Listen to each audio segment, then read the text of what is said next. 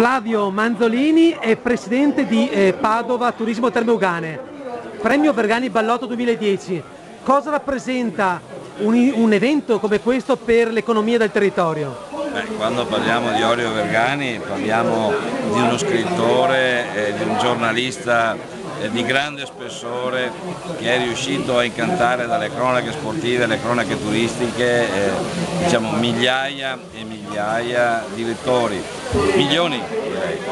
Oggi rappresenta quello che è una storia delle nostre tradizioni, della nostra enogastronomia, la valorizzazione del territorio in un concetto di sistema che promuove quello che è la nostra capacità di emozionare, che sia a livello di cucina, che sia a livello di cultura, ma soprattutto mantenere un ponte fra quello che è stata l'esperienza della nostra cucina e quello che sono i nuovi gusti del futuro, portando quello che è l'aspetto locale, la tipicità nel globale. Il fatto stesso di questa intervista che ormai rientra in quel veicolo che si chiama YouTube è la testimonianza di come una cucina tipica, un qualcosa che viene fatto in un paese che ha un livello